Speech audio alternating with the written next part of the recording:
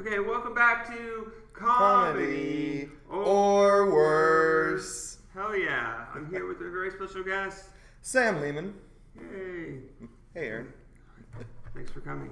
Thanks for having me. I appreciate it. Yes, I think you're the first one to do the whole comedy course at the beginning. Usually Oh, really? by the promo. Oh, just the or worse, or just not even that? Yeah, or worse or whatever. Gotcha. Yeah. But if I'm wrong, write in to comedynorworse@gmail.com. All right. So, do you use the stage name? Nope. All right. Cool. So, how did you get into comedy? I started doing it right after I got out of college. And it was kind of right when the pandemic broke. So I was one of those post-pandemics. I'd always thought about doing it. And then kind of when COVID takes everything away, I'm like, well, I can't miss up a chance to do it now. So I kind of jumped in. It was 2022, 2021. I kind of did it a little bit in college. But yeah, it's about 3.5 years ago at this point. Okay. Mm-hmm. Sweet. So did you get addicted to doing it right away? Pretty much, yeah. It's something that I'd always wanted to do, like comedy, whether it's writing or acting or directing in some capacity. So when I found the stand-up medium, yeah, it was you get those first couple chuckles. And I'm sure you did it too. It's you get that first little laugh and it feels like the whole room's on fire. And then you hear it back and you're like, wow, that little laugh felt great. And exactly, you get addicted. You just keep chasing that to build it up. We don't mic the audience, so it always sounds lower. Mm-hmm. The laughs are lower. Yeah. Which keeps us humble. Exactly. I was going to say, I like to put when I'm doing audio recording, I keep it on the stage so I can hear myself a lot more clearly and writing, diction, whatever. And then, yeah, the laughter from the audience, especially from the back, it's a little quieter. So it humbles you. It makes you want to do better every time, even though maybe you did better than you think. So. Yeah. Cool. So what is your writing process for comedy? Writing process? I mean, I try to actually force myself to have times, throughout the week or throughout the day where I write. But of course, as most of us do, you see something happens to you, you think of something, you go and write it down. But then after that, the process, right, is I like to do bullet points, kind of the setup, indent, maybe a couple tags, and then indent, punchline, or a couple different punchlines to try. Would the tags be after the punchline? Sometimes. It depends. But if I'm trying to make jokes in between, right, before leading up to the punchline, because I try and do jokes per, a little bit. If you have a long drawn out, setup, try and throw some jokes in there. So okay. I think that's what I mean by tagging it up, yeah. And then of course, yeah, the tags to the punchline. So I kind of play with those, go out to mics, try a couple, almost like word salad, where you're doing one iteration of a joke, and then you kind of switch out this type of premise for that joke, and then you just kind of go from there. So, and then you piece it together. Oh, they liked that part. They liked what I did there with the premise. They didn't really like where I went with it, but then they liked this opportunity for this punchline. So I kind of piece it together based on the reactions I get, more or less. Nice. Yeah. That's cool. It's a mess. It's definitely more chaotic than it sounds, for sure. But we're always tinkering, right? It's taking apart a big engine and putting it back together. Oh yeah, for sure. So do you ever set jokes aside? Definitely. I don't have a folder. I should, but I definitely have jokes I would categorize since the beginning as I don't know how to make that funny now. I don't know how to deliver that now, but I'm sure as I develop, I'll be able to. And sure enough, definitely there's been jokes. And honestly, it's normally the cleaner jokes that have come back around that I'm I think I can tackle that now with a weird voice or a different perspective. So, yeah. Cool. Also, do you ever set something aside because you're just tired of saying it? I would say so. It's hard to get tired of saying something when the audience really reacts to it, because I feel the audience, even if they just are laughing, they'll react to it a little differently every night, right? Yeah. So I would say I get tired of saying it when the audience gets tired of hearing it. But yeah, there's definitely times where jokes from the beginning that were, I wouldn't call hack, but your kind of beginning intro lookalike jokes, etc., that I've kind of phased out because I'm not it's a cheap laugh, but I know I can do better at this point. So definitely, right. Okay, cool. Nice. So who's the funniest person in your life right now? That's a good question, and I feel it's never a comic, it's never a comedian. Do you know what I mean? Exactly why I it's asked never this a question. comedian. The funniest people will never get. I'm sure people say this all the time, but the funniest person will never get behind the mic, and it's my friend Declan, who is one of my best friends from high school, and then we actually came to college together here in San Diego, and he has since moved out of state. But yeah, whether it's those inside jokes from a long friendship or not, he just cracks me up without fail just by talking. So definitely, I'd have to say him. That's cool. So I asked this of everybody. I don't always know what the answer is myself, but when did we meet? When did we meet? Well, the Madhouse was like the first place I came to do comedy. This is I think the room I started if it wasn't a Sunday night out there. Yeah. And so we must have met the first, night or two because you were very friendly and always introducing yourself to new comics and you work here. So definitely I feel like we must have, I don't remember exactly, but I remember when I first saw you on stage, of course, you have a very memorable and act that stands out for sure, especially as a newbie, right? It's very different. It's like, whoa, there's someone doing something different on stage. So I remember you early on, but when we actually first met, I would say first week. I don't know. When was your first memory of me, if I can flip it on you? That's exactly what I remember. Exactly. There we go. So we're no worse off than each other. That's great. Oh yeah, there's comics that come and go, and then sometimes because they stop doing comedy, sometimes because they move away, right, or whatever. And you're like, what happened to that person? No, definitely.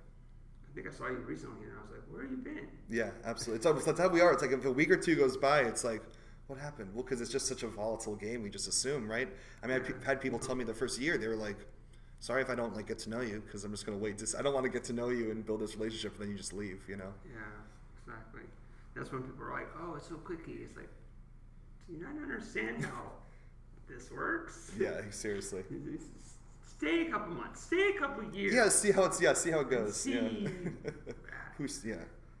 Oh, I called you the wrong name. Well, you look exactly like another person. And then another person that'll be, exactly, 4 other people, yeah. You're this generic white guy with a mustache, okay? Exactly. There's a lot of us out there.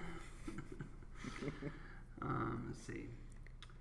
Have you ever traveled to do comedy? I have, yeah. I've traveled last summer. I went on a little road trip. Baton Rouge was the furthest out we went. We went through Arizona, Texas, and Louisiana back. It was super fun. Awesome. Who'd you go with? I went with Pacey and Matt. That was our little group, just kind of traveling around. Matt Iceton Drive? Yeah, absolutely. Sweet. So do you have a hobby or passion that's not related to comedy? Yeah, I mean, I love anything that has to do with the ocean. I'm a big ocean advocate, and just like snorkeling, swimming, going to tide pools, anything like that has to do with the ocean. I'm all there. Big beach kid growing up, and I still am. So I think that would be my main hobby, other than little piano, a little drawing, just reading, the usual. Sweet. Things to keep yourself busy. Let's see. Do you wish you started comedy earlier? I do. I don't know. I mean, it's not like I don't think I would be anywhere different, if that makes sense, but I think definitely I could have, when it comes to developing your voice and especially, right, who you are on stage and what you want to say, I could have started a little earlier. That being said, I started when I was 21, 22, so any earlier, they wouldn't have been throwaway years, but they definitely would have been just finding my voice. I don't think I would have done much with those earlier years other than just had more experience, but I would love to be 7 years into it, right, as opposed to 3.5 at this point. So yeah, makes sense.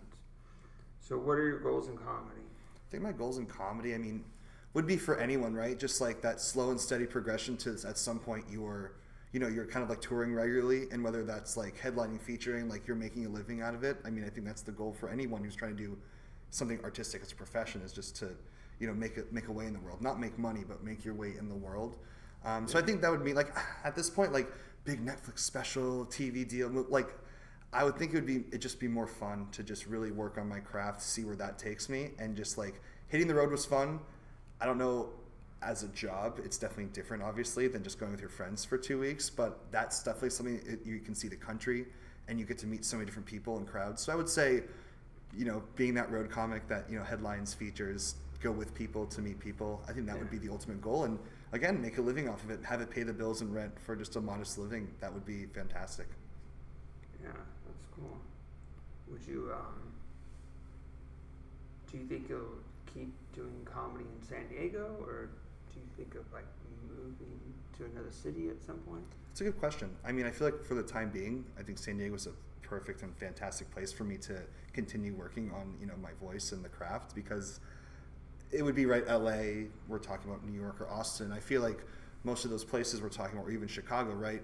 I feel like you have to have something to get you out there, right? I feel like we have really good open mic scenes. There's a lot of room to get stage time here, a lot of room to develop in a lot of rooms. Yeah, there's So a lot of independent shows. exactly. As well. Yeah, there's all the breweries and the wineries and everything in between. So to go to like a bigger place just to be in a bigger place when you're still just kind of grinding out in open mics, I don't know if it'd be worth it yet, right? I would go to LA or anywhere else if like I had something that was like, oh, there's an opportunity there.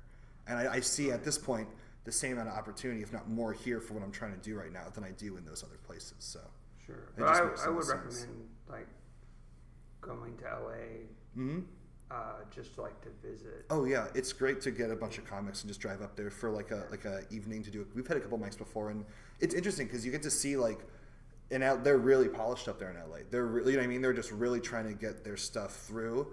And I mean, even though of course the mics up there are mostly just other comedians, right? They're really supportive. Right. And, That has like a positive, negative effect. I agree. Yeah, it's a tough room, but then you also get feedback. You know, after the while, they're really supportive. They actually have to be in the room, right? They can't just be outside chilling. They have to be listening. I like you the know? way they structure it. I mean, I don't like the idea of having to pay for an open mic. Right. But the thing is, like, there are mics here where it's like, oh, buy something, get more stage time. Yeah. And it's like, isn't that just another way to just give you? Yeah. That's almost like paying for it. You just cut out the middleman it's at like, that point. I'm already here. I might as well pay some money and get more time. True. Yeah, I agree. Yeah. Yeah. Lately, I've just been okay. I'll buy something for more time. Sure, I could have given you $5 too, a little tip jar. But that works as well if you want to, because sometimes they want to make the place money, I think. So right. Especially if they're not, if it's like it's a restaurant or a bar, they have to have a reason to keep doing it. Yeah, and also everybody has to understand that the LA mics, there's mics during the day. Oh yeah, like 3 o'clock. Which is crazy. Like so the fourth wall does like those noon slots. Yeah. You do like 5 mics, and before any San Diego mics are even going. It's true. Absolutely. Day trip. Yeah. Let's see. What is your favorite joke? Like. Anybody's joke. Okay, because I don't want to steal. I'm not trying to steal here. Well, I mean, as long as you give credit. Of course, yeah. Stealing. No, but if you're asking me for my own material, I didn't want to take someone else's and peddle it off, But I mean, obviously, you're not going to ever do anybody's comedy better than them. Yeah, right. I'm sorry, but you're not that good of an actor yet. That's not yet. No, I don't think ever. No, comedy jokes are so unique and personal to each person. You can't replicate that. Gosh, my favorite joke. It's almost like asking for your favorite song, right? So sure. I mean, it's whatever your favorite joke comes to mind right now. Mm-hmm. If I ask you tomorrow, it could be different. Keep that in mind, people. That's true. So I'm going to have to follow up with this one. But I feel like Louis C.K.'s classic airplane bit, I think, is my favorite. The one where he talks about people complaining about Wi-Fi being like a fraction slow and you're flying in a metal tube 30,000 feet in the sky. Right. I remember seeing that when I was, not to age myself, but like in like middle school or younger, and just thinking that was like that type of observational comedy was like, wow, it is that amazing, like in that kind of like perspective that gives you that, again, that interesting weird joy of life. I love those types of like observational jokes. So that one is definitely the one I think stands out right now for me for sure. Yeah, that's cool. Are you familiar with that joke at all? Yeah, I think so. It's a good one. Of course, in our culture today, there's people that have controversies and then people are like, oh, should we talk about that person? It's like, oh, I mean, geez, like, can we talk about their comedy? I was just talking about his joke, right? Yeah. So exactly, it's like a little about their personal life. Exactly, yeah. Or what they've done that they shouldn't be doing. Yeah, for sure. What was your first joke? I would say, like, officially, my first joke was a lookalike joke, probably. Like, how do I start my set? How do I introduce myself to break the ice, blah, blah. And it was saying that I looked like if Ellen DeGeneres and Owen Wilson had a love child. Yeah. Or, like, if Ellen DeGeneres went straight for a night and had a love child. And then I came out. Yeah. And then I do, like, a Owen Wilson impression. Yeah. Riveting, fantastic stuff, huh? No, I remember that one. Yeah. It wasn't bad, but again, it got my first couple chuckles, and you come out with energy, swinging. So, yeah. That's cool. Sweet. So do you have like a favorite fan interaction? Either you were a fan of somebody or someone was a fan of you. That's a great question. I mean, I literally just last week went to the Irvine Improv and saw James Donald Forbes McCann, if you're familiar with him at all. He's from Australia, came out to Austin. Anyways, okay. I ended up meeting him after the show, and he was super gracious and took a lot of time. I was taking a picture with him just having to mention, not trying to like, you know, be schmoozy, just saying, hey, I happen to be just an open micer and like just like love your unique voice as we try and forge it. And he's immediately when he heard open micer, he had other people take pictures with. He like stopped and he said, I'm gonna come back to you. And like as he was taking pictures with everyone, literally we just kept making sure I stayed off to the side. And it was like 10 o'clock at night at this point, and he was visibly tired, and we had a 20 to 30 minute conversation just out front about just comedy, his journey, his children, just trying to make it through comedy, you know, and stay with it and things like that. And that was my favorite interaction that I had recently with someone. Now, when someone was a fan of me, we went all the way out on that trip to Baton Rouge, and it was this tiny little black box theater where we sold like 20 tickets. But after the show, I've never had this before. It was like people waited to take pictures with us and tell us like what a good show it was and how, you know, they don't see too much comedy all the time. And they were like quoting our jokes back to us and like making jokes. Were and, they like, quoting it correctly? I was just gonna say they were actually my jokes that I was, you know, that happens to everyone where it's like, I love that South Park thing. Not mine. Never even heard of that joke. But yeah, they were actually like, I was like, well, you were listening to my set. They were actually my jokes that they were like appreciating and stuff. And it was took some pictures with like the whole crowd because it was like 12 of them. So for sure to date, that was my favorite because that was a surprise trip. I mean, that was a surprise group for sure. We didn't think anyone was going to show up in Baton Rouge for us. That's for sure.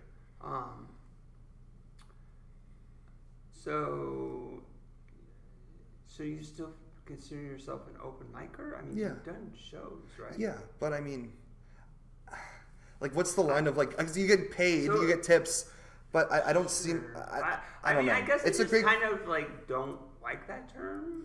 I guess to me, it's I don't know. Maybe I'm trying to be too humble, but a little derogatory, maybe. Yeah, but like you're a comic when other comics, you know, it's like you're a comic right away. Like it's like maybe you're saying say you're a comic as long as you're doing comedy, even if it's just an open mic. You know, you're doing it. Right, it's a state of mind. I mean, absolutely. if you do it like once a week or like less or something, then I can, okay, like what? Yeah. I just like to say open micer, at least, maybe not in this context, because you're more familiar with, like, at least where I stand. But you said that to another comic, right? That to see a show. Exactly, but to me, there's a very big difference between what they're doing and what I'm doing. So to me, it's like almost more of a sign of respect. Like I'm not trying to, I don't want to implicate that I'm doing what you're doing. You said you were a comic, and he would be like, he's not going to think that you're a big comic that he just doesn't know, right? Like, right, but I think also if we're talking about giving advice, I just like think it's more realistic for where I am because if I'm like 3.5 years in, I would still classify that in like the open micer space. Maybe 5 years in, I'll be like, I do comedy, I'm a stand-up, I'm a comic, but to me, it's like I wanted to give him a better picture of where I was in the process so that he could maybe more accurately give me advice or know where I was coming from, you know? Because I don't need advice on like going the road and having to paying for plane flights and stuff. I just need not even advice, but just like that, you know, where I'm coming from, basically. So yeah, I guess I see what you're saying. It just kind of, I guess, goes, you know, if anybody is trying to call me an open micer or whatever, it's like, well, I produce my own show. Well, I would never call someone else. Yes, I seriously, like if I'm like, that open micer Aaron, No, but I mean, for me, it's like, it's more of just like a humility thing. It's a reminder that there's so much more to go and to do. And that I'm like, oh, I'm a comic now, cool. Like, not like I made it, but like, cool, I'm doing what I want to do. It's like, there's so much more in this space that I'm trying to accomplish. Right. So it's like that, but, you know. Let me put the situation like this. You get booked on a show. Right. You're in the green room. Yeah. And some other comic in the show is like, what's this open micer doing here?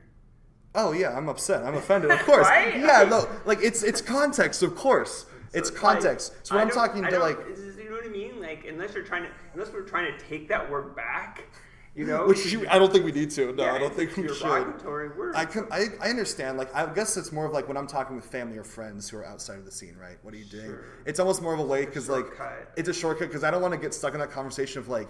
Because you've been in that conversation before where it's like, where have you done? What have you? And you like, your resume is this big at this point. So like, I'd rather at least tamper expectations, you know. So you say, I'm an open micer, but I've done a roast battle at the Comedy Store. Then you're like raising eyebrows at that point, as opposed to like the other way around where they're like asking you all this stuff, and you're like, oh, I'm then you have to kind of like walk back. Right. Yeah. Oh, I'm I mean, not past any comedy. That's what clubs, I'm but exactly. I haven't opened all the independent shows will book me. Right. They start asking who you open for. That's a good way to distinguish that. I like that. All the independent shows, they want me, baby. But or they would have. they me would on. have it. Yeah, I could hold my own and just be like a normal comic in their lineup for sure. But I know what you're saying. Like that's why I say it to just again temper expectations. Have people asking, get out of the wrong questions being asked. You know. Yeah, I mean, I just want to explain because some comics listen to this. Some people that want to be a comic. I feel just comedy fans. So I a appreciate little bit behind the scenes is kind of interesting. I appreciate the clarification. It's also just a good debate, and thanks for saving my reputation too. Because if you're watching, I'm no open I'm no open mic. Okay. I think I booked you at Quantum Brewing, right? Yeah, absolutely. Yeah, so he's been on my independent show, so he's now an open micer. Independent micer. Maybe I'll use that. Maybe that's a phrase we could take. I'm an independent comedian. I'm in the alt scene. Yeah. You can't really. No record label can and sign me. I would say the alt scene is any independent show. It's an alternative to the comedy club.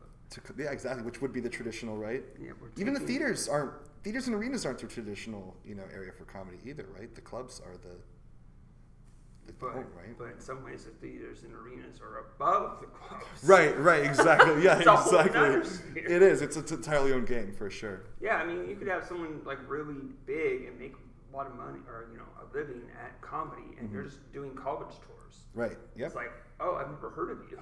That's kind of what I like about it, though. And sometimes those guys not are funnier per se, but there's almost like a work ethic where they're still grinding it out. So I feel like you sometimes get some more punchy material from those folks as well. I can't wait to try my hand at forget. I want to go on tours too for sure, but it'd be nice to let's try the college tour. Right. It's like a set demographic and like a really organized. Just have to bust your butt and be your own manager. All that. That's the hard. From what I've seen, I haven't done it yet. For sure. What's your favorite place to do comedy? I mean, the Madhouse is like the 24-hour fitness of comedy. You can just come in 7 nights a week and just get huge, So I would say, for where I am, I would say the Madhouse is probably my top, just overall, right? If you're doing from the nights where it's empty in here to packed, versus. Again, the couple times when I got lucky to go on ACC, right, just from a raffle poll, that crowd a couple times versus this crowd consistently and just the opportunity to access, I would probably still say this place is my favorite, Cool. And as far as the independent places, Quantum is fantastic. Hell yeah. It's a great one. That's super fun. And I feel like any of even Randy Vierba's I love. Just JP's, PRD's, you can just keep going up. You literally just keep going up. It's insane. It's crazy. No, it's it's definitely if you can do it for sure. I don't do it that's Mondays, right? Yeah, but Madhouse open mic, I don't know. You can't beat it. Maybe I'll try to go tonight because I didn't get to go to Lestat's because we're recording a podcast. Isn't that crazy? Can't be in two places at the same time. Not yet. Yeah, we don't need time travel. We'd just be able to be at two places at the same time. Exactly. This is good. That would almost. Yeah, it's the poor man's time travel. That would be fun. All the billionaires are traveling time, and we're just duplicating ourselves, trying to. We could do it though. You could because then you're just doing timelines of your different selves, right? My work timeline, my comedy timeline. Well, it'd be kind of like you could be if you had a clone, but then when you go to sleep, all your memories merge. It might be confusing. It would. I'm also thinking too, if one clone is just doing one specific thing or part of your life, don't those people just start becoming different people because of what they're exposed to, right? That's why you have to keep integrating them. Yeah. That's okay. So that's the integration is important then. So however messy it is, you have to do it. Otherwise, I mean, if you could share the same dream. Isn't that Westworld almost kind of? I guess it would be you're starting to branch off, right? And you merge back together, meld them back, and then merge back together. It's almost like catching everyone else up on what's been going on, kind of, but neurologically speaking, which is I mean, maybe, it'd be interesting to know. Have you seen the show Severed? Yeah, it's very similar to that. Yeah. But again, they do talk about having because we were just shown for the most of the show, it's just 2, but they do imply throughout the show that they're trying to test it with many different multiple strands and variants of like severing lots of different parts of your mind. So Yeah. maybe we'll get more answers to that in the coming year. Let's not go too No deep spoilers. into spoilers. So what's the scariest place to perform? Ooh, like define scary, like intimidating as a stage, like the Whatever. Comedy Store. You're afraid you're gonna get stabbed afterwards. Have you ever like, done it in a haunted house? Oh, I like that. Oh, It is October. interesting. The scariest. I mean, I think any large like known room is intimidating, is scary for the first time or two. Intimidated by bookers being in the room? Honestly, I feel like I'm so stupid. I sometimes don't even know whether they're in the room or not. But if I know they're in the room, yeah, I can definitely get a little antsy. It's like, What if I start telling you a booker's in the room every time? that would be terrible. I would honestly, you might make me rise to the occasion, So what would happen is Just you like- would stop believing me. That's true. The boy who cried Booker. Yeah, that's for sure. But no, it's like, yeah, to me, it's like the scariest times is, yeah, it's like when you're in a room and I'm going in like, okay, I'm going to try some new stuff tonight. I have a new joke I want to try. I'm messing around with an old joke. And then, yeah, so-and-so's in the room or such and such is looking for this. And then you're like, shit, now I got to like rewind and then start like, okay, what's my show material? Well, I haven't done that one in a while. So yeah, for me, it's like the scariest times are when something happens, or at least I think something happens before a set where it's like lack of preparation, if that makes sense. Where all of a sudden I'm like, uh-oh, there was just 3 abortion jokes in a row. Let's, you know what I mean? Or, you know what I mean? I got to do something different, or I have 2 of these or whatever. So it's like, to me, those are the scariest times when all of a sudden you're kind of like out of preparation, out of tempo. You're getting better at adapting? Oh, they're not liking this. I'm going to do something dirty, or, you know what I mean? Like something totally different. I think I still definitely hit or miss for sure. But I think I'm getting better at like I used to be a little almost too like what do they want?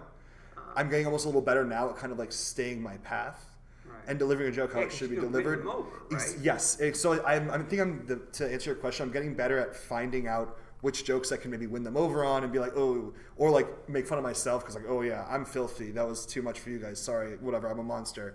I kind of know which jokes you can turn like that, and then which jokes are just like, no, they're just not going to like that. That's just going to upset them, right? What's going to upset them versus where could I win them back? I'm getting a little better at kind of finding that balance for sure. Yeah. I'm trying to be better at it. For a long time, I would just be like, I was almost like, I'm just gonna do what I want to do, and I'm having fun. Oh yeah, absolutely. You're like, this is my act. There was a time at ACC, you know, a good crowd, and I was like, at the end, I was like, oh, I bombed. Why did I have so much fun? I mean, that's not the best, but that's also not the worst. Because like, I mean, at some point, at the end of the day, I feel like what makes you laugh is what's going to make. Like that's where I think the whole classic find your audience thing is huge. Because essentially, right. I mean, your audience is, of course, a diverse group of people, hopefully. But at the end of the day, your audience is very similar to you intrinsically. What you feel, believe, think, that's why they're your audience. So yeah, I mean, if you can do it long enough, your audience will find you. Like, yep. Yeah. You know, if you can start coming to shows and people are actually going there to see you on purpose. Yeah, you're doing something right. I can't even imagine. Like you knew I was going to be here. You planned for this. Not just being the headliner, but being the headliner that sells the tickets. Exactly. Yeah, you know, those are 2 different things. Level. Those are 2 different things, and a lot of people don't even think about that either. Yeah. You have to get good enough to where the place is like wanting to put you on as the headliner, and then there's like, oh, you're not headlining anymore. People are going to be upset. Yep. Exactly. Yeah, you get bumped down back to the minors because you didn't sell tickets. Exactly. Yeah. All right. Cool. What was your family like growing up? Family, pretty standard, traditional for the most part. Just mom, dad, sister. You were issued one family? I was issued one family, standard issue. You know, Goodness. The mustache was already pre-promised before I was born, so that was part of my inheritance actually. But yeah, pretty standard, traditional. You know, I'm from Orange County, like about an hour and a half north of here. But yeah, I have sisters in Chicago now. Dad and mom have split up, but I say standard because that's like half the country now. So, you know. Sure. When did they divorce? When I was in middle school. Yeah.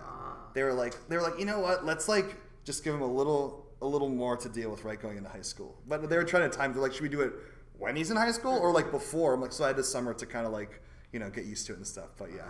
So I stayed in the same house, went to the same school, saw the same friends. So it was just like dad in an apartment, traditional single dad apartment across town, so nothing like super, Well, it's you know. the same town. Exactly, yeah. It really wasn't something that was like, oh my gosh, the world is. Oh, but you didn't get 2 Christmases? I'm Jewish, so I have Hanukkah, so I get 8 nights. So Yeah, beat 8 that 2 nights? Christmases. Wow. Sweet. So what's your earliest memory? Ooh, earliest memory.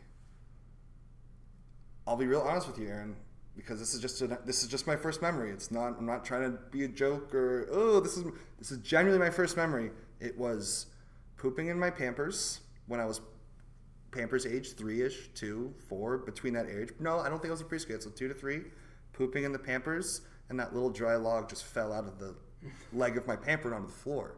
And the reason why I remember this so distinctively is because it was like it almost like I feel like I came online because all of a sudden my brain went like, what do I do? How do I fix and solve this? Oh my goodness. So like that's almost so. What did you do? So like I'm obviously telling the beginning to that story of I'm telling the start of that because I'm assuming that's what happened because the real first part of my memory is like something fell out of my diaper leg and there it is on the floor. And what am I gonna do?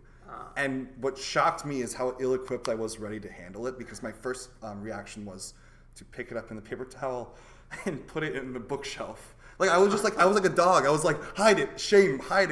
So I run and put it in the bookshelf. Then I go, that's terrible. It's the worst place you could put a dried turd. So I take it out of the bookshelf, go to the bathroom. Now I'm thinking, right? I'm at least in the right room of the house to dispose of it. I do it in the dry trash can. And I think I'm like, okay, cool. I'm like, wait, that's going to start smelling, blah, blah, blah. Finally take it out, put it in the water, and then I disposed of it. Wow. I know, weird first, really, out. yeah, I think that's why it was like my first memory, because it was like that, like, oh, what am I going to do? And like that, like something, like got the gears, the cognitive, motors turning. It was, So did your parents ever know about that? I don't think so. Wow. I don't think so, no. Because I think I would have remembered the reaction, right? That might have been a little more cemented in my brain than the cover-up, it's like, right? oh wait, this is a sign that you're ready to be potty trained? No idea, yeah, actually. That's cool. So do you do any other type of art? Yeah, I like to draw paints using paint pens. So I like to do that. I have like that all over my apartment.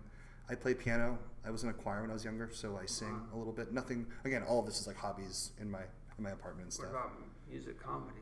Music comedy, I like to like make stupid, silly songs when I've like had a couple and and it's flowing. And when I was younger, I used to do it a ton, just like in high school, just to be stupid, poop this, pee that and stuff. But I haven't really thought too much about it because I'm still almost trying to find my voice on stage, just talking and writing.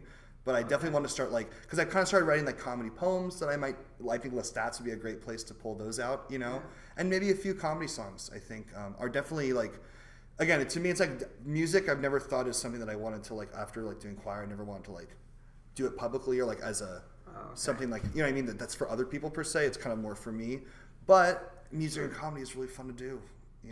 You can speak on that. I'm sure it's a really fun outlet. My music phase. I love your music phase. I already was doing it here and there, but now I have a ukulele. So now I'm like. I think the thing is I have a keyboard. I play piano. I don't have like a handheld instrument. And, I don't really know how to play ukulele, but that's part of the fun. That's part of the fun. They have like those little melodicas where you like blow and it sounds like a little like, harmonica where you have the keys. Oh yeah, definitely. Just starting with ukulele, I'm not gonna just do it. That's the only thing. Yeah. Trying to figure it out. For sure. I really kind of want it. I'm looking into like portable, like you can just like make music. Oh, like the MIDI pads, like the beat pads kind of? I don't know. That could be fun. They have ones that have like you can make a loop and stuff. Mm-hmm. It'd be interesting to be able to like figure out how to do it live. I almost want to like record what my hands are doing because sometimes like I've made a song on GarageBand and then screen recorded it. Oh, okay. And then I was like, wait a minute, how did I do that? Oh yeah, definitely. It's like oh. Yeah, I've done that with piano where like I'll just like I don't record my fingers and I like write something that sounds kind of basic and then I'm listening to it back and I'm like, where did that feel go? Where did that? And then I have to like rewind my hands in slow motion. Like, oh, you put 3 notes in there that you just didn't even hear. So I totally relate to that. And also the audience would appreciate that too. To really see the magic. Everyone wants to see how the sausage is made, right? Yeah, I think so. Me too. That's what I think. That's what I think too. Yeah. Also, because like when you trying to like, it's music, so it's mostly audio, but then you make it into video, and then like sometimes when you're just screen recording it, or it's like it doesn't show exactly what you've done. So some of the visual element can be lost. Yep, definitely. So it's good to like have a way to it shows the visual element. I agree, absolutely. Well, I'm excited to see that. Yeah, I'm still working on it. So what's the biggest audience you perform for?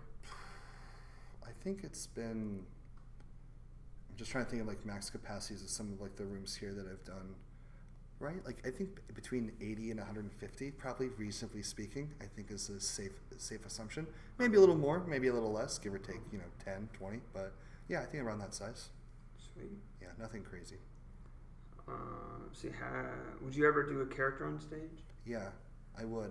I feel like nowadays though, we're seeing characters just become so isolated though, right? Where it's like you see comics doing characters and then all of a sudden their entire comedy becomes that character. That would definitely be a fear of mine, and it's kind of holding me back maybe. Okay. But I love the idea of characters if you don't have to be beholden to them. Like if you go out, do your set, and then like 5 minutes into your set is this character. Or you do a joke. I like when comedians do jokes in the voice of like a general character, right? You know what I mean? So I kind of like those ideas as well. But yeah, probably at some point if I get good enough. Okay, cool. Have you ever won a comedy contest or anything like that? No, I have not.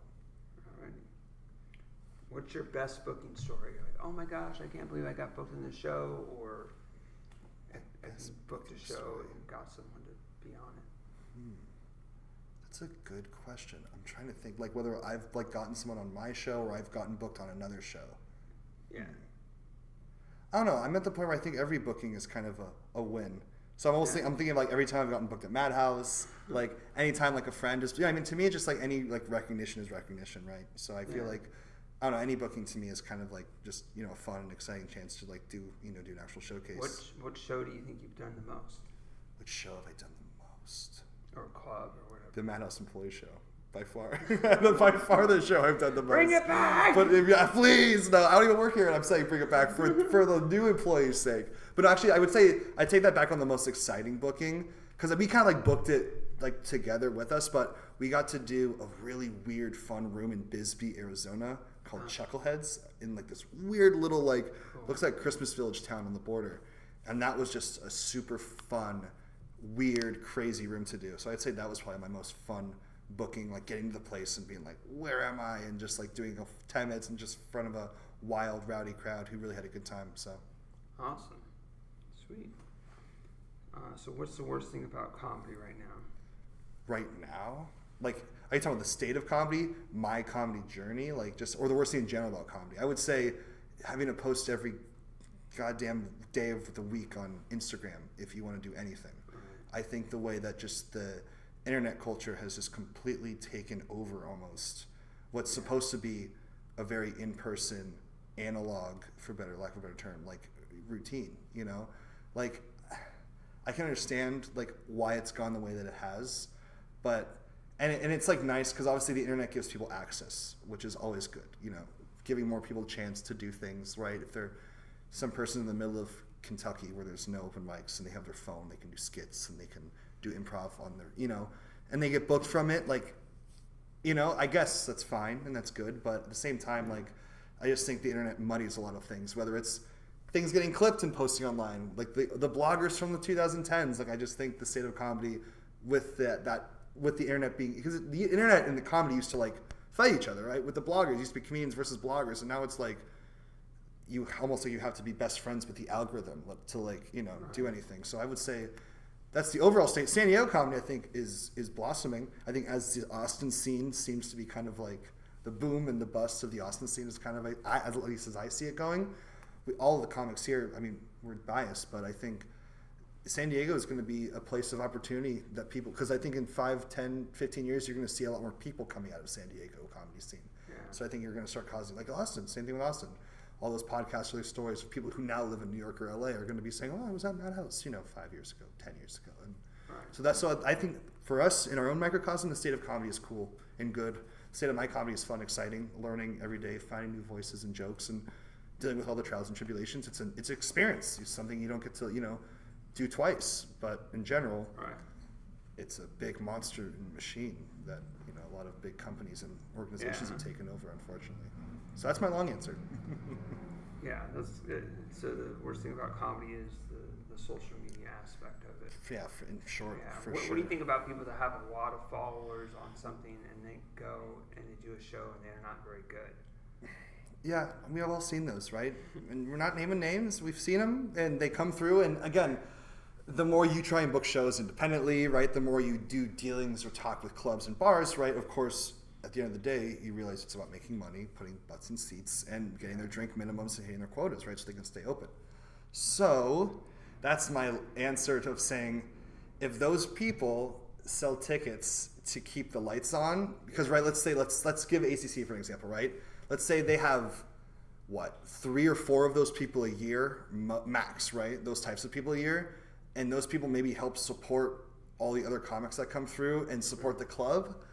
If that's the case, yeah, but also are there so many other comedians who could be taking those people's spots who have been grinding it out for 10, 15 plus years? Yeah. Who are they just going up there by themselves? Are they bringing people, or are they having some of the employees or the local talent? That's a good point too. Open for them. Right. Because also if they're not very good, or because these people are sometimes just new to the stand-up medium, the stand-up mic. Right. Yeah. So I feel like if they bring people, I would rather, if you want to be a TikTok star, then come do comedy and have barely ever tried it, you're going to get our lineup before us. So at least we can guarantee that it's going to be a solid show leading up to you, and then you can do whatever you want. Yeah. So I agree with that. Suffer through. You probably should put people up that have a similar style. Mm-hmm. Because it's who they're their audiences. They look at all the metrics. Oh, it's this % female. They're going to bring their boyfriends, or they're not, or it's a girls' night kind of comedian. So yeah, it's all that, the metrics and what's going to bring people, make people the happiest, and keep them coming back and buying drinks. So yeah, for sure. But it's a racket. Yeah. Well, luckily, there are some that I saw someone at the Yellow Door, a couple of different shows where they're bringing people, and it's they're actually good. Mm-hmm. They've, I think podcasters that get big. They have an easier transition because you're just talking. They're talking. Yeah. They can just talk to their audience, and they're happy. Mm-hmm. It's a good point. And they have inside jokes. Yep. And, references. Yeah. If something fails, they almost just know what jokes to make, right?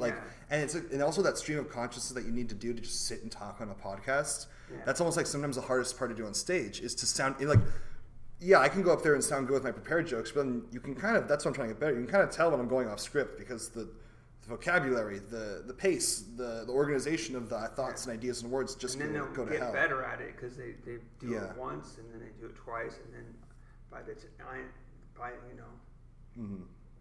if they're doing a tour or they or just keep doing it, and then they'll keep getting actually better at doing it live. Right. It's basically doing the podcast with an audience live. Yeah, absolutely. It's not the chat, because the chat is different. No, absolutely. I 100% agree. Yeah. And sometimes at the tables, so they're not even they're almost able to kind of sneakily practice stand up in this weird, rare way where we have to forcibly go by ourselves, just us. Yeah, and they're making their own time. Yep. Right? They're with their buddy kind of or 2 or 3 with guests, and I only have to talk for maybe 3 minutes, then someone else will take over. But I can be, so they're almost getting 3-minute mics throughout a whole show, right? Actually, the thing too is everybody has their own path, and I do like podcasting, and it would be nice to have a group of comics where we just talk about the San Diego comedy scene.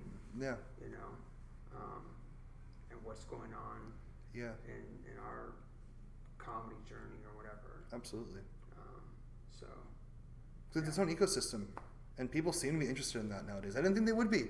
Yeah. I thought people just like to watch the funny people, but they like to listen about, it's weird. Thinking about it and tell people, and then maybe get people to, I don't know if it would be this podcast or just a separate podcast. It's a good way to promote shows just in general in the scene, right? And the other crazy thing is I made another YouTube channel just called Comedy or Worse. Okay. But there's no episodes of Comedy or Worse on there yet. This will be the first. No, we'll move them all over after this, right? Sure. Yeah. Just push the button. Just beep. I'm actually his new administrative assistant, so we're gonna get to work after this and get it all set up. Sounds good. Let's see. So do you enjoy watching other people work on jokes? Yeah, I do. Like, especially my friends. Like, there's nothing more fun than, like, talking to a comic in a car or just, like, texting or you're calling them or outside front and they run their idea by you. And then you're kind of like, do that. And then you just see it, like, build from there. It's so fun to watch it from, like, it's like a child. Like, it's little first steps into, like, making a room, like, crack up laughing. Or my favorite thing is, like, watching, like a stand-up, like, almost, like, not try and run a joke, but just, like, ask a waitress, like, oh, like, what is there to do around here? And she says something, and then you're, like, at the show that night. And he's like, I asked a waitress. You're like, oh, I was there for that. He did that, like, he just did that as a person. He didn't, like, he wasn't running a bit, but he was. Well, I didn't know at the time. And then all of a sudden you see him or her pluck it right out of, you know, reality when you didn't even work. Those are my favorites, is when you see someone, oh, they came up with that 3 hours ago based on interaction. They kind of like manufactured a little bit, but it was still a genuine question that they wanted to get from them, you know? Yeah. So, yeah, those are fun. That's good. Mm-hmm. Sweet. Have you ever been in a car accident? I would say fender bender, like parking lot fender bender. Yeah, just like side, like a little, like not my fault, just like didn't stop at the stop sign inside the parking lot and just boop, right into me. So that was about it. Yeah, knock on wood.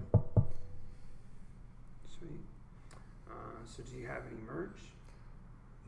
No merch. Not even stickers? Not even stickers, but I should, like a button or two. I should go through my jokes and a punchline or two. I've always been thinking about merch, but just haven't gotten around to it. You should just get a stickers. Get stickers in my wallet. I like that. Do you have like a? Oh, so, okay, I like that. Because for me, the thing about stickers is I have nothing to promote. So it would be like, people put stickers for What do you mean? You have your brand. I mean, my personal brand, but there's no digital footprint of it, is my point. I feel like I see people with stickers, they all have their QR codes and stuff. Why don't you have a digital footprint? What's going on? I mean, I have a digital footprint of myself, but not really much of my stand-up because it's... So you're really out of the social media game. I mean, it's by choice at this point, just because I feel like anything that I would post now, yeah, it could get me booked, but I feel like I would delete it after a few years, though. You know what I mean? Like, because at this point, like, the progress when you're newer is a little more exponential. So, like, what I thought was funny a year or two ago that I would have posted... Yeah, but who's scrolling through your feed for a year? Exactly. Agents, bookers, people trying to make sure that... I feel like, with my understanding, is how they choose people sometimes and how they don't, more specifically. They find shit through your Twitter or... You're just not on Instagram. I am, but not, like, I don't post my comedy. I don't post clips, you know. Because I don't. So you're just not getting into the game at all. Not yet. When I have something to offer that I feel proud of, that's like an actual. It's like a business, right? I don't want to go to the boardroom meeting. I don't want to go to the loan office with a half-baked idea that I think is cool just because I've been working on it for 3.5 years. So if a fan wants to follow you on social media, what do you tell them? I say you can. We can be buddies. There's not much. I post stories about where I'm going to be doing stand-up and such. So there's a way to definitely track where I'm going and what I'm doing. But as far as like, if you want to follow me to see like, oh, let's see what new stupid crowd work thing he's going to say this week. Who's he going to ask what their job is this week? You know, like that's not what you're going to get. Are you posting? But you're not even doing a post of a flyer. You're just I'll do posts of flyers for sure. I'll take them down, of course, after the show's over. But yeah, right. That's what I'm saying. I'll promote shows that I'm going on, of course, but I'm not going to promote my own like actual jokes on social media at this point. No, that's fine. Yeah. Let's see. So, what? Do you have anything that you want to talk about? I mean, I feel like you asked so many good questions that I almost wanted to like ask you about those questions that you asked me. No, you gotta come up with new questions. Okay, so Can't just, I can't flip it around on you. No. Nope, happened too many times. Oh, I see. People Darn might it. listen to every episode and get tired of me answering the questions I ask everybody. So. All right, here's a question I have, kind of a two-parter. Whoa. When, take me through you learning and taking up the unicycle. Why, how, the struggle, was it easy? Oh, that's a great story. And then, maybe on top, I'm sure within there maybe, because I watch you do it downtown. If you guys don't watch, he posts all the time about him, how to do this in unicycling. And you're always... slowed down on that a little bit. It's because I started, getting them on my own. Someone's told me, oh, you should record it at a better angle. And I'm like, okay. So then I put it on a selfie stick. and now it's like harder to record it. Right. It's Yeah. like harder to Reach. I feel like it's even more balanced. And then the other thing is, I was doing so many of them, it was like, oh yeah, maybe you should try other stuff. So now I like recently I'm putting up 2 different clips. I'll probably put up. I'll look through the 10-minute set that I'm taking it from and see if there's another clip I can put up from that. So yeah, how did you get started? How did it go from there? How was the progression? Why did you get into it? And then like, have you had like a really bad fall crash, like close call on it? I would imagine on a unicycle. Okay, so started at a teenager. Okay. Here, just type in your Instagram, please. Right there. So I started. I grew up in a court in Santa Rosa, and there was like a long driveway and then a court. So it was kind of like, and there was other courts around, like, and then behind us there was the pool, right? Yeah. So it was a really cool place to grow up. Totally. So like there was a lot of kids in the court, and just there's these Chantel and Stephanie, and I think Stephanie like got stilts, and then all of a sudden we started having this circus war. A war? Well, competition. Okay. Competition. It's like...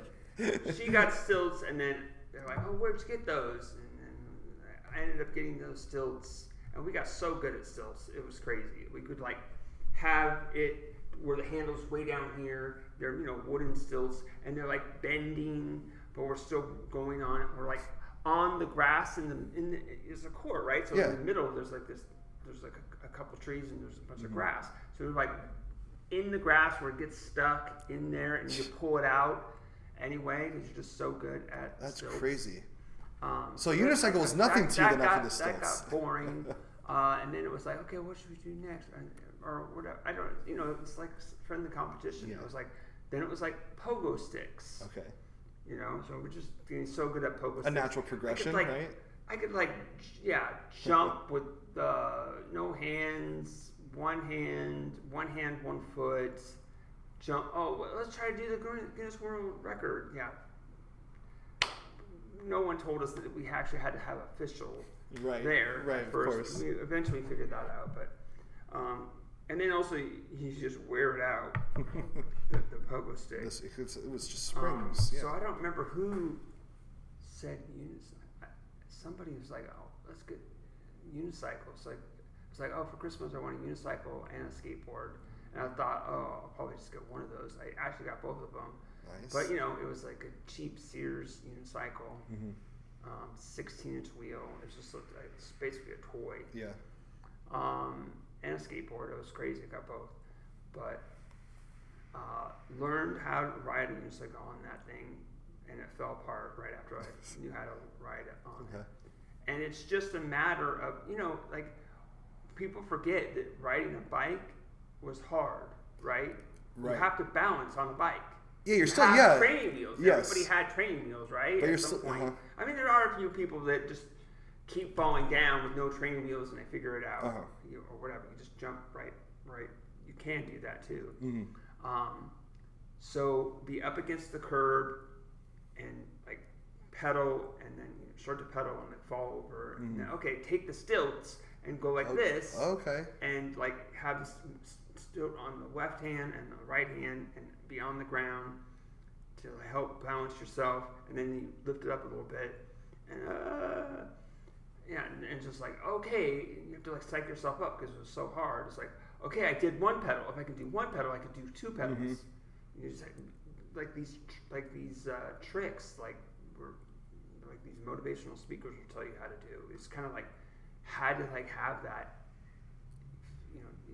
We were teaching ourselves, so that's how I learned how to do it. I remember one time I dropped one of the stilts, and then I had the other stilt, and I was going like holding it out. Oh, okay. And, horizontal, and like balancing that way.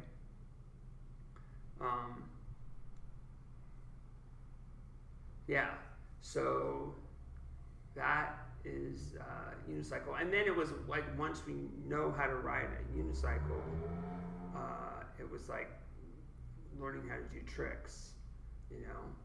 And then I did have a little bit of advice. Someone somehow was there, and they're like, "Oh, you should learn how to go backwards," you know. And it was so true, because when you're stopped, you know, and say you're trying to ride it somewhere, and you like stop at a stop sign or stoplight, you know, you have to be able to like ride back and forth. Right. So if you don't know how to go backwards at all, you're going to have a really hard time. I didn't think about that. Yeah. So riding backwards, it was like at first it's like, oh my God, there's a brick wall behind me. Even no matter how much you check, and there's no cars, there's nothing. It's just so scary. Yeah. Especially because like turning to look when you're already having trouble riding backwards. Because you're balanced and everything. Yeah. And look behind you is an extra level of hard. So at first I just had to like learn how to ride just a little bit backwards without looking. Then it was like, okay, this is too scary. I gotta get better to be able to look behind me. Right. Yeah. Yeah.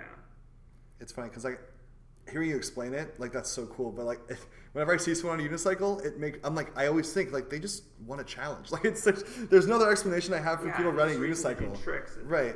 Because once you know how to do it, the trick is riding it. It's yeah. like, well, that's easy. That's a good point. You don't have to do too much else on a unicycle other than just ride the unicycle. That's I mean, you know, there's bumps, there's like jumping up curbs and stuff. Yeah, seriously. But the problem with jumping is like it really messes up. All your weight is on one wheel, exactly. So it really like can bend the rim for sure. And mess with the seat if you keep jumping. Although jumping is fun. Oh, I bet. Yeah. So the worst, I actually, when I was a teenager, they didn't have laws about having to wear a helmet or whatever. Yeah. And even if they did, I don't know if we would have. So they didn't really wear a helmet. One time I was like trying to learn how to ride backwards with one foot. So it was starting to get You're asking for it.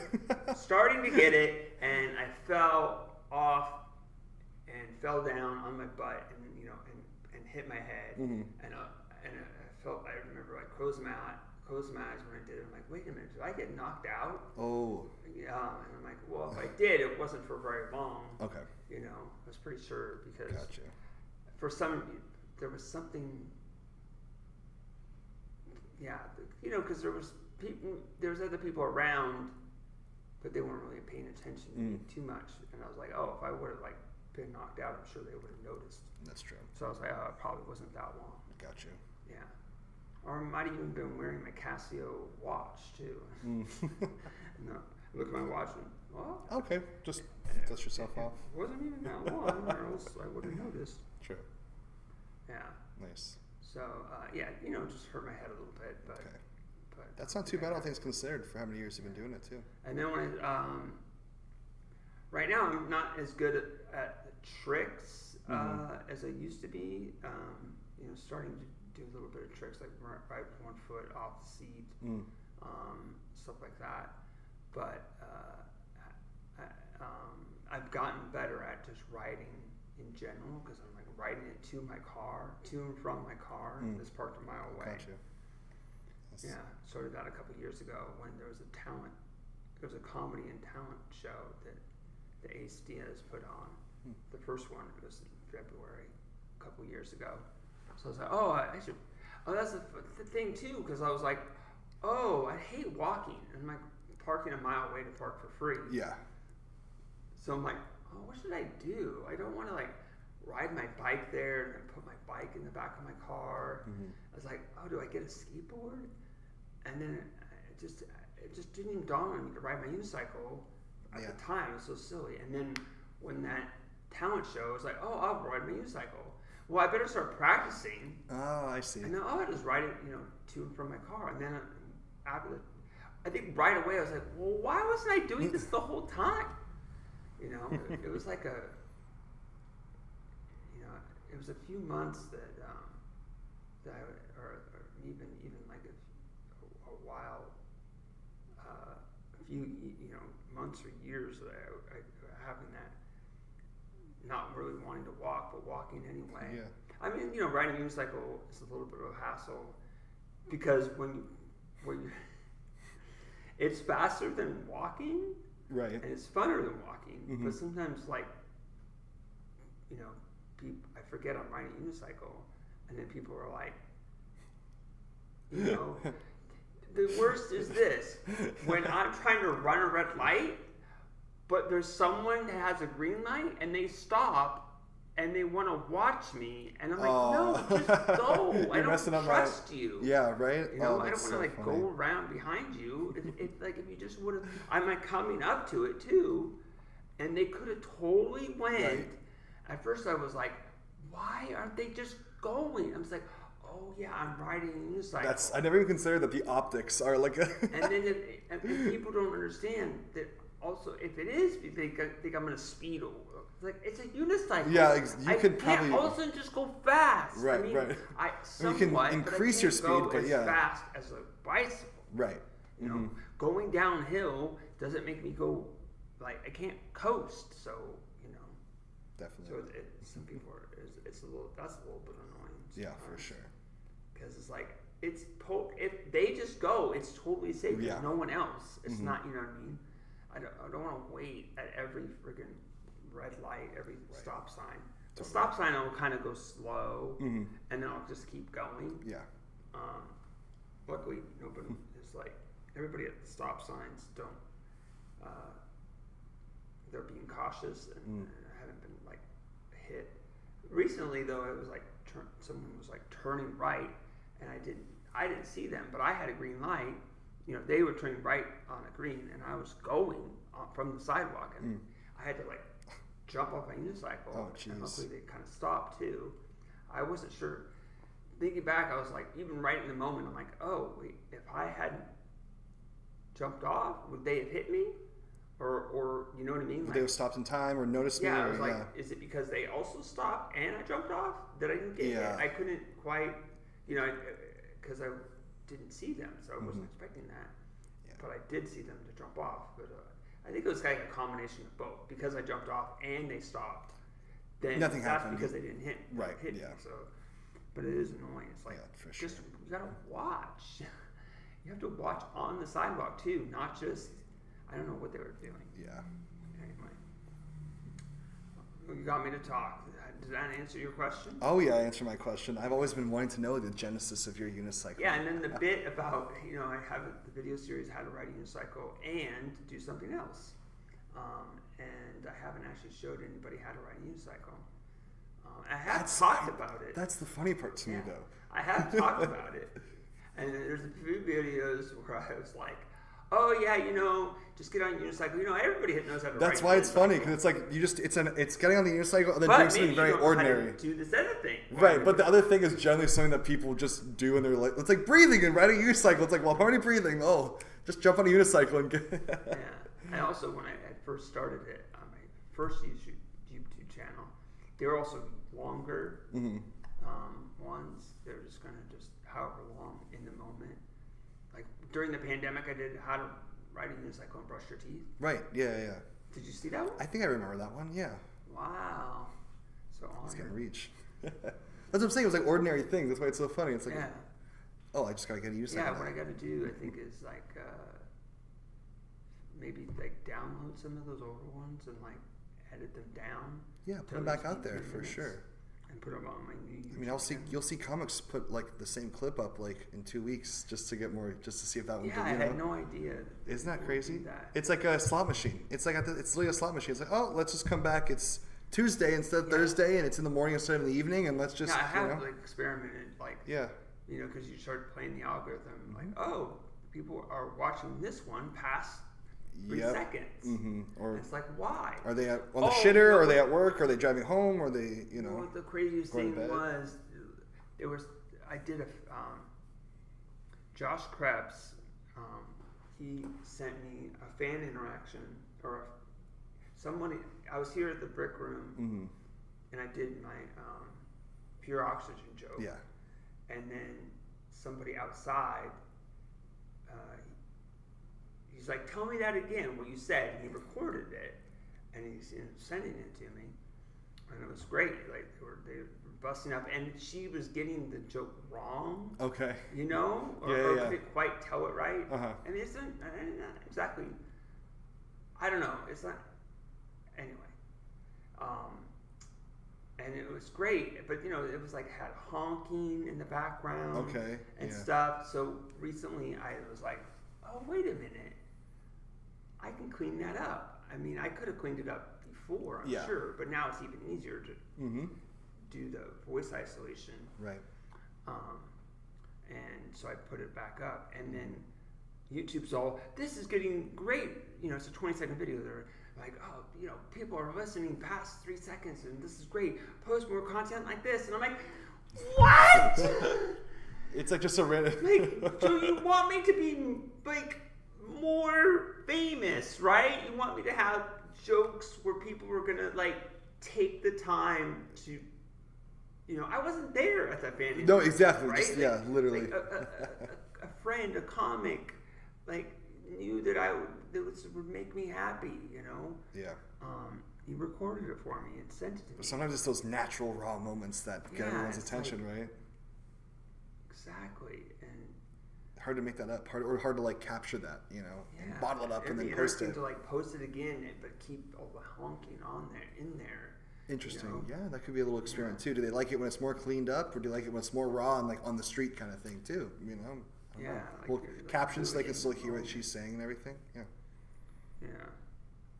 Yeah. Well, we'll see. We'll see what happens. The problem with this right now is that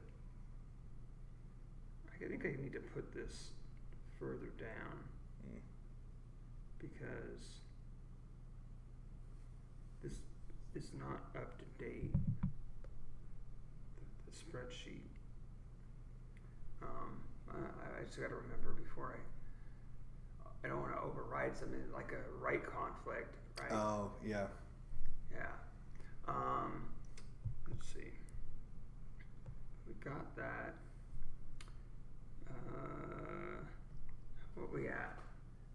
Just a little over an hour. Nice. That's good. That's a good podcast length. How do you feel about the podcast so far? I had a great time. I'm having a great time. So, hopefully, how do you feel about the podcast so far, Mr. Host? Well, I unless I dive deeper into some questions, I think I ran out of questions. Yeah. So, have you been on a podcast before? Yeah, I've been on. Nice. I've been on like one with Robert. We kind of like started one and then stopped one like a year or two ago. It's kind of just a fun. Yeah, we do one for a little bit, and then I've been on with West Side Stories. Shout out West Side Stories. That was fun as well. And then.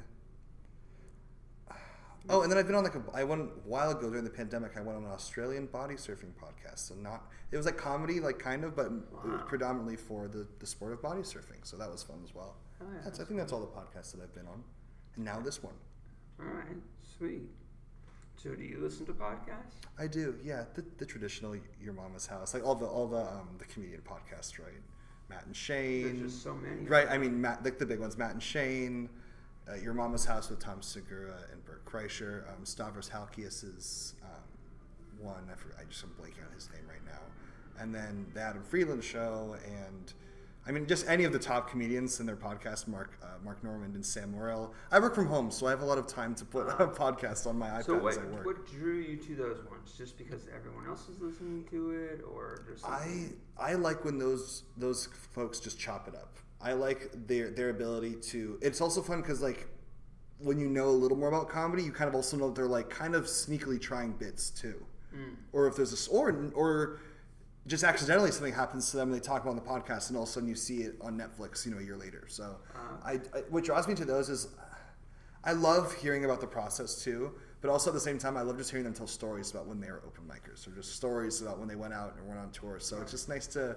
Again, get that little look underneath the hood. So not necessarily. I mean, of course, I watch because they're funny, but to me, it's almost more interesting than funny for me as far as why I watch this. So. Do you ever look up comics that you like to see what podcasts they've been on? That's a good question. I feel like most of the comics that I like, I follow on their social media. Mm-hmm. So with that, I'm generally able to see what podcasts they've been on. But yeah, YouTube, for example, right? Like this guy, James McCann that I've been kind of following, yeah, for sure I look up his name and then try and find which podcast you've been on, and then that's of course how you find. It's the whole point about booking podcast guests, right? You know, you can find people or like, oh, this is actually a cool podcast. I like this host and how he's asking questions or whatever the case may be. So definitely. Yeah, this podcast is brought to you by Sparkling Water. Nice. So much better than real water. It's got bubbles. If you want to know the brand, well, that's gonna cost you. Let's see. For me, there was a time where I was listening to comedy podcasts and going, "Oh, I feel like that's me."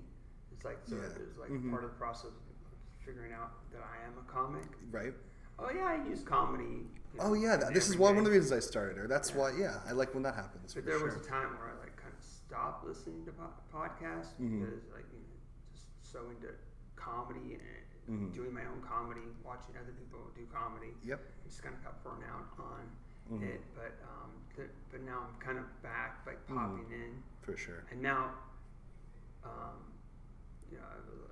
Pete Holmes, You Made It Weird. That's one of my favorites. It did get behind a little bit. I got to catch back up. Yeah, for sure. That's a fantastic one. I mean, I like that because yes, that one's you can feel like you identify with. He really talks about not even the process; it's more the emotional process, right? And just like how you're feeling about your process, right? And just kind of like how to take the good and the bad and the highs and the lows. I really like those, and I like listening to the ones, again, that they're about comedy but not about comedy, right? And I also sprinkle in history podcasts and political podcasts as well, just to kind of like get a little more variety in what I'm listening to. Sweet. What do you think about Mark Maron ending his podcast? I mean, it's kind of like this is not the best comparison, but it's like when Jon Stewart walked away from The Daily Show. Right. It's kind of like now, like, which is, I mean, you have to respect a little bit because clearly he doesn't care about the money, because if he wanted to, he could be making a fortune right now with that, with what's been going on. Right. I mean, I haven't followed him particularly, so I don't know if he's doing anything instead of it or if he's just walking away from it. Right. Hopefully he's gonna like maybe come out with a cool new hour that punches at the right people and stuff. But it's a shame. But also he's been doing it since 2007, 2008. I mean, before he predates Joe Rogan. You know, he was the original Joe Rogan. Ground floor. Yeah, like the first Bitcoin. You know, so. Yeah, definitely like popped in and out of his pod, or me too. Listening to it. Yeah. Sometimes there was a time where I was like, oh, let's see which one behind. Okay, which one really jumps out at me. That's what I do with Pete Holmes. Yeah, exactly. It's like, I know that person. But no, I feel like also he does it in his garage. So I feel like if I did a show in my garage, I would probably do it 5 years longer than if I had to go to a studio and stuff. So I think he definitely designed it in the best way for himself to keep doing it, you know? Also made the garage more like a studio, though, too. Right? Exactly. Oh, yeah. I mean, he had Obama in there. So, yeah, he absolutely had to make sure it was up to code. Exactly. Alrighty. So hopefully I keep doing this podcast until I run out of guests. Yeah, see, 112, does that mean you've had 112 unique individuals on the podcast, or close there is a lost episode. I mean, I have it. It's just not probably ever going to be released. Okay. The guest asked me not to release it. Okay. And it's not because it was a bad episode. I think it's just a marketing timing thing. And, fair. And sometimes people say stuff that they, or maybe I say stuff that I can talk about all kinds of different things. I mean, you're sort of talking about stuff that you didn't want released. Like the whole unicycle question, we're going to cut that right now. Oh, yeah. I didn't want. I couldn't believe I asked such an offensive question. It's like no one cares about you. Nobody cares about me. So just put it at the beginning. That would be funny. Do that, and they can listen to you. That would be hilarious if my whole episode was just you cutting the unicycle talk. That would be funny. It's like our guest cut unicycle. Finally, someone asked me about my unicycle. That could be your new podcast too. A little side podcast. Yeah, right. Just a motivational. Okay, so I know you keep falling, but I know you got bruises all over your legs. That'd be fun. Like you teach me how to unicycle, but we're trying to have a conversation of podcast while I'm trying to unicycle. Remember, if you if you know how to ride a unicycle now, stop listening to this podcast. Ooh, but if you're still doing it, I like that. Just go I back to the believe beginning. you. Just go. That's so funny. If you've run out of episodes to listen to, go back and listen to them again, and maybe you'll get. I like that. Let's see. So you can always come back on the podcast if you have something, new ideas, or also make sure you tell me that you've been on the podcast before, so I don't ask you these same exact questions. Good to know. Because that's happened a couple times. Oh God, that would suck. It's just because my memory is bad. That's fair. You've had so like, many I guests. should look up. If I had that person on and I totally forgot to look them up and then ask them all the same questions. But luckily, I could probably give you entirely different answers to all those questions, though. But we won't go through that especially again. if it's a favorite, right? And it's like, today it's like a new Oh, favorite. totally. Yep. Anyway, thanks for doing the podcast. Thanks for having me. We will say bye, everybody. Bye. Bye.